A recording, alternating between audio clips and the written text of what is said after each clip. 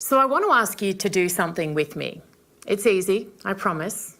This first bit is anyways. Close your eyes if you need to, whatever works for you.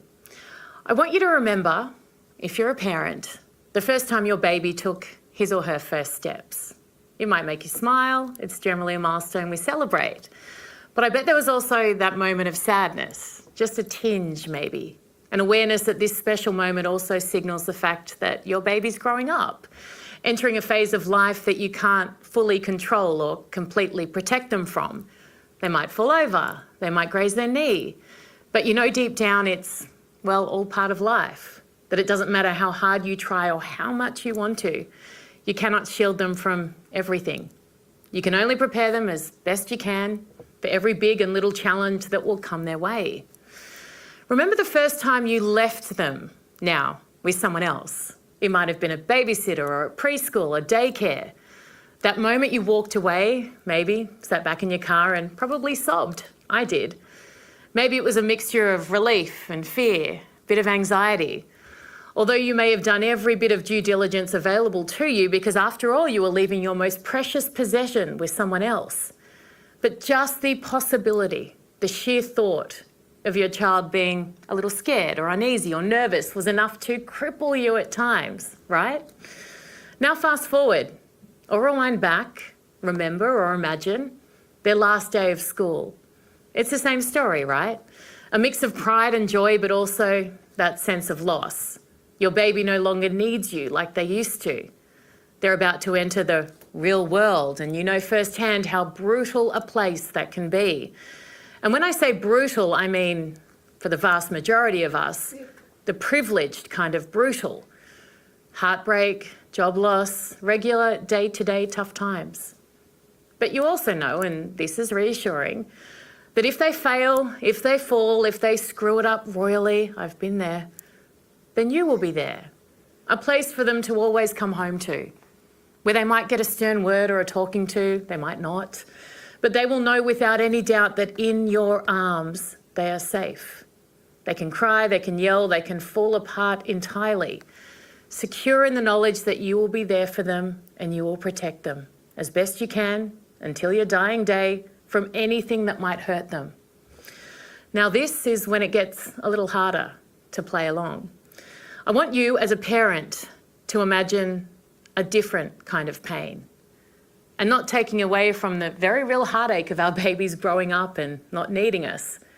That's very legitimate, but I want to take you somewhere else now, somewhere far darker, far more sinister, but also somewhere very real. Your little girl, your baby boy, your beautiful teenager, your handsome young man. Imagine them now, their faces, the overwhelming love you feel. And then imagine it was them. Imagine the pain of them falling over, having their heart broken or losing a job, replaced by something far, far, far worse.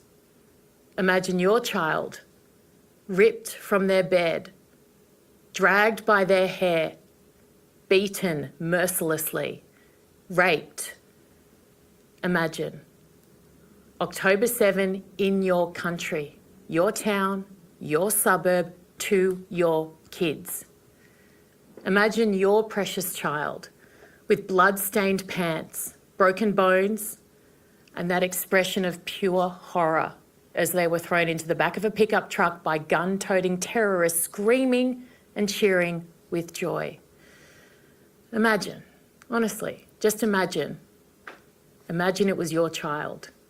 Then, fast forward over 460 days later and imagine they were still there. Maybe alive, maybe dead. You don't actually know. And imagine that instead of the entire civilized world wrapping its collective arms around you while simultaneously demanding their release, they instead ignored your horror. Maybe worse, they tried to justify it. And unfathomable a year and a half ago, some of them even publicly support it. Imagine if, as you endure the unendurable, every second of every single day and night, imagining their fear, their pain, their absolute terror. The human rights activists and feminists you once admired called the cause of your never-ending nightmare resistance. Some even take to the streets waving the flags of the evil monsters who carried it out. Imagine, just imagine, the willingness you'd have to give your own life to save your child's, but even that is not an option. You are completely helpless. You fight and you beg and you scream, but it makes no difference.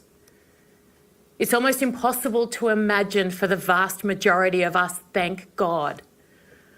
But for those for whom this is a reality, who live this day in and day out, it is a never-ending nightmare. And how lonely they must feel, how rejected, how isolated, how broken. Not just by the unthinkable atrocities committed on that day and still ongoing, but by the reaction of a world they once felt they belonged to, they were a part of.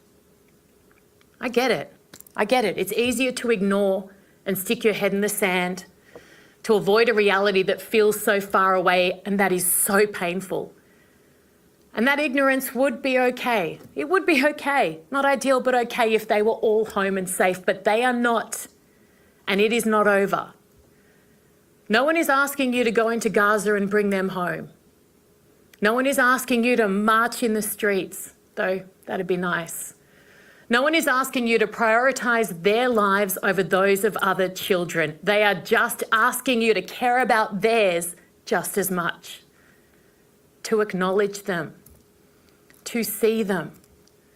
So many around the world are so vocally horrified by the suffering of children in Gaza, and rightly so. It's horrific. But why is it so hard to also lament the horror of all those innocents taken on October 7? To share their pictures and their suffering and their pain.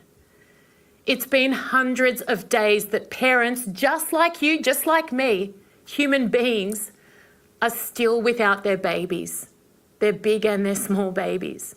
Why is it so hard? Why do some images of some children's suffering render you completely inconsolable, whilst others don't seem to muster a tear? No one ever had to choose, ever, by the way, and this is important. It wasn't one set of children that deserved your empathy or the other. Humanity could have rallied immediately around the victims of October 7 before an IDF boot set foot on the ground in Gaza, demanded the hostages' release, shown an unwavering commitment to their homecoming and the demise of the murderous terrorists who took them. A collective and unified, we will not tolerate this evil, not on our watch.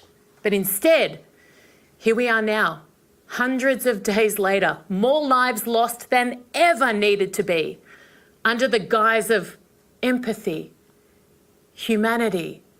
But it has been nothing of the sort. It's too late to save the tens of thousands who have already died, both in Israel and in Gaza. The millions still suffering as a result. But it is not too late to wake up, to find a moral compass and to correct course. There are still babies we can get home to Israel and babies we can save in Gaza.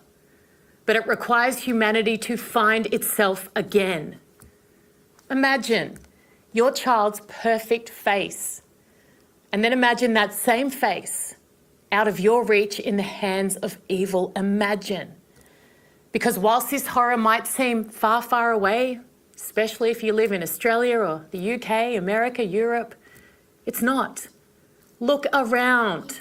None of us are untouchable. This threat is no longer confined to the Middle East. It never was. It's spreading. So I beg you, do right now what you would beg every other human being to do if it was your child. Speak, share, remember. Every voice matters. In fact, it's the only thing that matters right now. Nothing else has worked. Use every tool you have to help get them home. In turn, you will help end the suffering in Gaza. You will help bring peace to the Middle East. And you will help ensure that the next time something like this happens, And we pray it doesn't, but if it does, that the example you set now will be followed by others. If and again, God forbid, the next time it's your child. Thanks for watching. Drop a comment below. Don't forget to like, share, and hit subscribe to stay updated with our latest content. Until next time, stay informed and inspired. This is Dejobnik signing off.